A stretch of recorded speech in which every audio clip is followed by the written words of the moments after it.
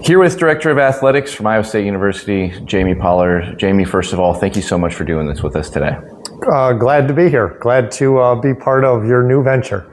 Well, it's truly an honor to be sitting here staring at Jack Trice Stadium in your office. And one of the biggest announcements for Iowa State in the last 12 months, and there's been a lot of announcements, was your retirement. So why was now the right time for Jamie Pollard to retire? Well, Ellen and I had always talked about, there is a next. And when you get the transition to the next, you want to do it while you're healthy and you're young enough that you get to enjoy whatever, those retirement years are supposed to be. And, I thought about doing it at 60. And Dr. Winterstein kind of talked me out of it because she was getting ready to retire, and we thought that probably wouldn't be great to have us both leave at the same time. We've had our first grandchild, and we've got another one on the way, and it just feels like this is the time to step off and move to that next transition, whatever that ends up being. Well, I think when you have a career as illustrious as you, and you've been in one place for as long as you have, which is very rare these days, and I know reflection is kind of an interesting thing when you're kind of toward the end of your tenure, but what do you view right now as your biggest achievement as the AD here? Oh, wow. That's a big question. I've always answered that question by saying that's really self-serving for me to answer that. Others actually should do that. But what I would hope people would remember from our 20 years is that we cared about Iowa State, and that we embraced this place for what it is, and we left it better than we inherited it. When you talk about you personally, is there anything you specifically are most proud of that you were able to achieve? I would say just changing the mindset of Iowa State, that it felt like back in 2005, we didn't feel like we could be successful. That there were, both physical and mental barriers to dreaming about what you could achieve. And I feel like we've changed that, and we've certainly changed it in this state. Because I would say the fan support when you're around the state, the feel, what we see in merchandising sales, ticket sales, we've really gained a lot of market share, so to speak. And then I also feel like the Iowa State brand nationally just has a little more pizzazz. I was in Wisconsin this past weekend visiting a lot of old colleagues, and the number of people that just, were like, wow, Iowa State, will you quit getting our basketball players and what you guys have done in football. And so that just made me feel proud. For on the other side of that coin, you're talking about so many achievements that you've been able to do over 20 years, but this is not an easy job, and it gets the better of a lot of people. Are there any situations looking back right now that you wish you could have had a second shot at, or you would have handled differently?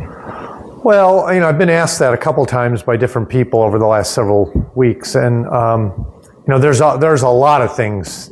Hindsight's always 20/20, and there are things you would do differently or you could refine and do better?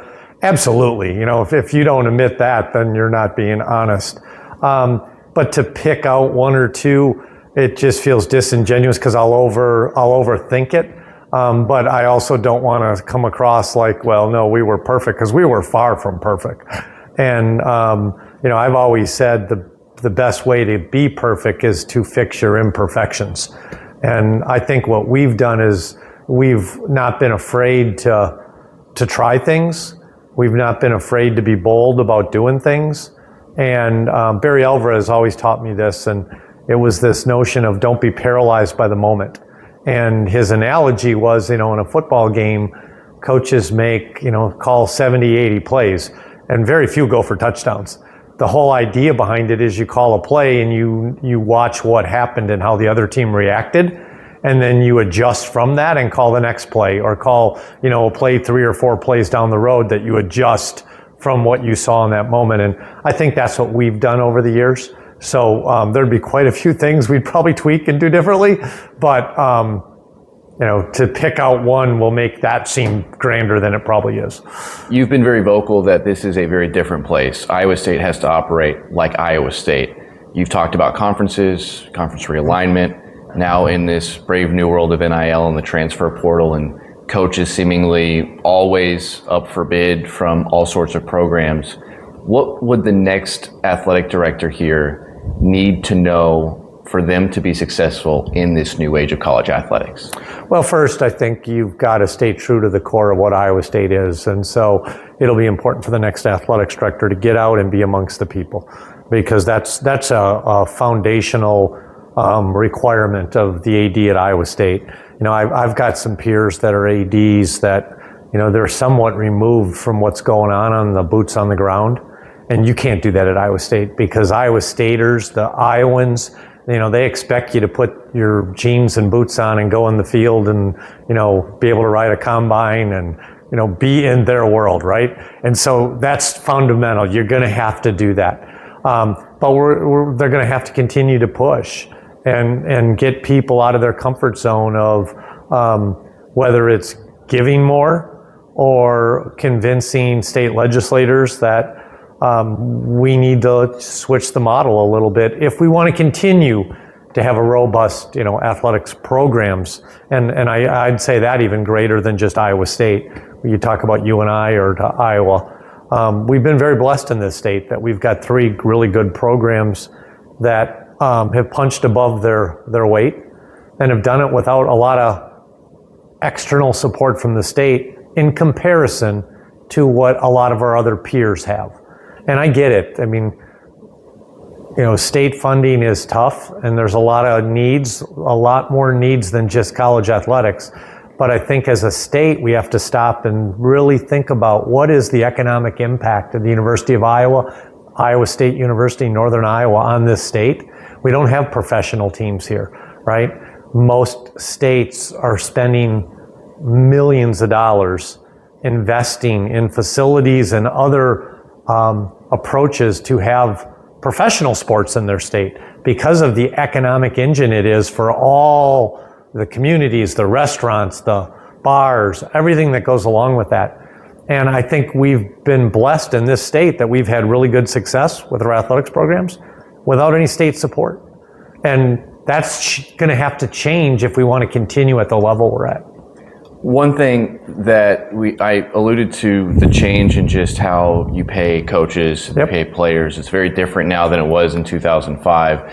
For the next athletics director, what do you think from a forecasting perspective they need to do to keep Iowa State nationally relevant in a sport like football, where it really does feel like there are growing chasms between certain entities, schools, and conferences?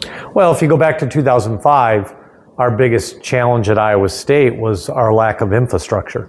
We didn't have the facilities compared to the teams we were trying to compete with. And, you know, that's what we've spent really the last 20 years on, over $400 and some million in investment in facilities. Today, if you were to look and say, what do we not have that some of our peers that we're competing against, it's going to be the dollars needed to pay the players. And so that's going to be a big part of the fundraising initiative. The ask to the state is how do you continue to stay at this level when the infrastructure now is paying the players? How does the Big 12 stay nationally relevant in football? Well, I would say we already are. And, you know, Commissioner Yormark has done an amazing job of kind of being a pot stirrer a little bit and, you know, kind of going against the grain to try to keep the Big 12 top of mind. I think he's doing some things to go after a different demographic. He's certainly trying to go after the younger demographic and think about what that's going to look like 10, 20, 30 years down the road. The college football playoff is going to be important, that the Big 12 have access, and, you know, whether it's the current format or if we go to an expanded format, what is the access? And then we're going to need our teams that are in that to produce, much like we've seen in basketball where our teams have produced, and our basketball teams in the Big 12 have been extremely successful. You know, we haven't yet really punched that through. TCU got to the national championship game several years ago, which was great. Texas Tech, everyone I think felt like last year had a chance to do that, and they didn't. but we're going to need some teams to capture the imagination of the nation. So now, as you get to this point in all of these changes, one of the big adjustments fans are going to notice at Jack Trice Stadium and Hilton Coliseum is the ability for regular fans to buy alcohol. Mm-hmm. This was something you and I had talked about a couple of years ago. While Iowa made that choice, you were adamant that that's not something you wanted to see happen. So why was now the time to allow this to happen in these facilities for the fans? Well, it really comes down to economics, and the alcohol piece isn't as big of financial windfall as a lot of fans think it is, but we are in a position at this point in time as an institution and as an athletics department that all levers have to be evaluated. I would say over the last several years it was a lever that could be pulled, but we chose as an institution not to pull it. We had robust crowds. A lot of schools initiated alcohol sales because they were trying to attract people to their stadiums. That hadn't been the issue. We sold out every game last year without having alcohol in the stadium. So at this juncture, you just get to a spot where you're going, well, how many times are we going back to the ticket holders to say, well, our solution is raise ticket prices, or our solution is you got to donate more. And when people say, well, what about that lever over there? And you say, well, it's off limits because of this or because of that.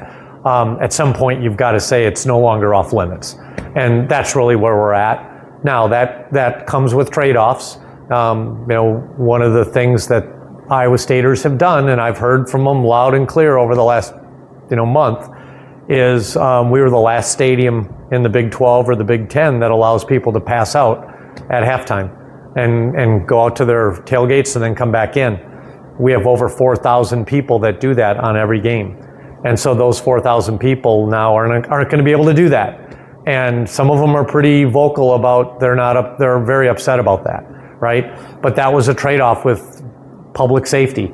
If you're going to serve alcohol, then we're going to change that policy. And that was something that I was holding off on for one of the reasons where I felt we didn't need to do the alcohol. But at this stage, for those reasons I already mentioned, you had to pull the lever.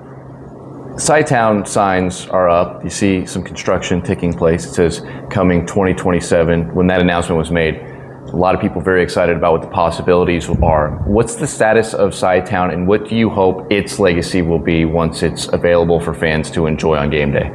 Well, first of all, CyTown is a university project. I mean, people keep thinking it's an athletics project, and it's not. Athletics was asked to manage it, but it's a university project that was solely, it was done to diversify university revenues in order to create a new revenue stream to help replenish or refurbish the Iowa State Center, which is the arts and entertainment area of campus. That project is the exact type of thing that an institution needs to be thinking about doing, is how do they diversify the revenue stream instead of just being tuition, fundraising, and research. What else can an institution do? And we have all this land, so why don't we try to do something like what CyTown is? Quite frankly, the challenge for CyTown right now is it's happening, at a time that college athletics got turned on its head. And because college athletics got turned on its head, for the last 20 years, we didn't take a dollar from the university, and we funded all of everything we did. And now, we can't do that any longer. We need institutional support, and that institutional support, becomes another drain against the risks that campus is going to take with CyTown. So right now we're kind of in this, that's one of the reasons the CyTown has slowed some. It's slowed not because it's not a good project. It's slowed out of abundancy of caution, because we're looking at this going, how is the institution funding this $20 to $25 million difference in funding in athletics? And then hearing in the last 48 hours talking about that the cap for revenue sharing might go from 25 to 50 million by next year. And you go, wow, if we've got to add another $25 million, I don't know where that money's coming from. And so how do you do CyTown if that's what's happening as an institution. But it's the exact type of thing that college campuses need to do. We've been praised nationally for the idea. Others have copied the idea. But others have also, like KU got $100 million from their state to do it. And we got zero from the state of Iowa to try to do this. So it's a great project. It will happen at some point in time. Maybe not exactly how we thought it might happen, but it needs to happen for Iowa State University. What's your favorite Iowa State logo? My favorite logo. I would say that I have two, because there's a name logo, and then there's kind of what we call the mascot logo. So I love Cy, but Cy is a mascot logo. And the mascot logo doesn't get used in every application, because sometimes you got to have a word mark. And so I love the iState mark, because that's if you go nationally, people don't know who Cy is, but they now know what the iState mark is because of the great success we've had in basketball and football.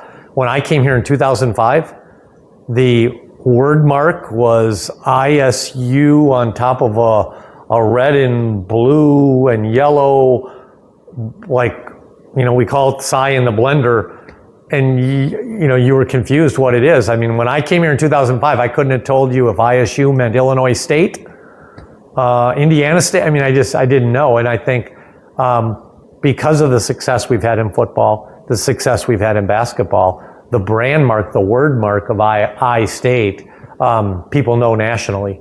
But at the same time, the fun logo is Cy, and the walking Cy is probably my favorite.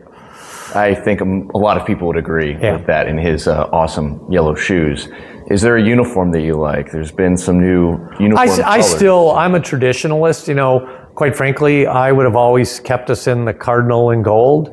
I loved it when we went to this cardinal, and that was really kind of Nike, versus like the bright red. Again, 2005 when I came, the people at Wisconsin gave me an Iowa State golf bag, and it looked like McDonald's.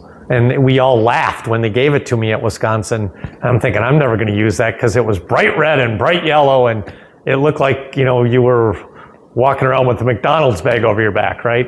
And so I thought this color, when we did that, was more regal. And I love this look, right? But I also recognize, we're recruiting young people that are 40 to almost 50 years younger than me. And people like variation. They like doing things, they're not into, tradition for them is, what did you wear this morning? Tradition for me is, well, what were we wearing in a great moment 10, 15 years ago? And so I would have stayed with Cardinal, but I get it that that's not the case. And a lot of student athletes loved black, right? So I thought the black uniforms were kind of cool, but I think we probably got too into it. I was really disappointed in the Fiesta Bowl that we wore black, because I remember thinking it, and I've got that poster up in my office over there, that's a moment in time for Iowa State that we won the Fiesta Bowl, and we should have been in cardinal and gold. But the student athletes and the coaching staff wanted to be in black. That to this day bothers me. You go back to regrets. I probably should have stepped in at that moment and said, you can't do that at this game, because that's going to be something that, we're always going to look back and say, we won the Fiesta Bowl, right? And we're in black uniforms. I don't know if I like that. I'm just going to piggyback off that. You mentioned the Fiesta Bowl. There's been a lot of great wins and moments across many different sports. Is there one that sticks out to you in your tenure? Yeah. So, people have asked me what's my Mount Rushmore of moments at Iowa State, but specifically, if you were to say what's my favorite victory, it would still be beating Oklahoma State on that Friday night in Jack Trice. And the reason, it was a big game. It was a Friday night. We were the only game on TV. They were undefeated. The way we won it, did that change the BCS? Because, that was like the last year they did that format. But more importantly, we did it in Jack Trice Stadium, and all the people took the field, and so that was really cool. My favorite, if you were to say what's my favorite Mount Rushmore moment at Iowa State, is going to Ireland. And we won, and that was great. But the game itself was just a piece of 20,000 people going across the ocean to go support the Cyclones, and that was pretty cool. And then I would say my third one, and this is more personal, is when we went up in the basketball tournament with TJ in his first year and we beat Wisconsin in Wisconsin, because the Badger fans were pretty confident, let's just say. And I had several donors from Wisconsin that knew me that said, it's so great to see it. I'm sorry that you had to play us. And I'm sitting there going, sorry, we're going to kick your, and we beat them. And to see that arena, because it was, 99% Badger fans in Milwaukee for that game, and we quieted that arena, and that was pretty cool. I want to finish here. You said you want to exit stage left as soon as the next athletics director is able to come and start working. You don't want to hang around. You don't want to linger around. Do you fear what that's going to feel like when you leave this office for the last time? Oh, yeah. I mean, I'd be lying if I said I wouldn't. I gave an old colleague was in town yesterday, and I gave him a tour of our facilities, and he came in this office for the first time, and this office is pretty cool, right? And he's like, wow, this has got to be the coolest office in college athletics. And, when he said it, it just kind of hit me like, yeah, and I'm going to walk out of here, and that's going to be the last time I'm ever probably in here. And that will be hard, but, everything has to end at some point in time. Nothing goes on forever. And so, be happy it happened, not sad it's ending. Jamie Pollard, the Director of Athletics at Iowa State University, thank you so much for spending some time with me today. Congratulations on what you have achieved, and thank you for what you've done for Iowa State University, and good luck in everything that you do in the future. Well, thank you, and likewise for you. And hopefully someday in the future when you're rich and famous, doing whatever you're doing here in the media side of things, I can take great pride in going, I think I was his first interview in this new venture. Big thanks to Jamie Pollard for having me in his office for a great conversation today. Certainly one of the most important people in Iowa State University history, especially in athletics, and hopefully I get a chance to talk to him at least one more time before he officially retires, which he suggests could potentially be later on this year. If there's anybody you'd like me to interview in the future, leave a comment below or go ahead and just find me on social media. I'd love to hear who you think would make a good interview here on the channel. Until then, thank you so much for watching and have a great rest of your day.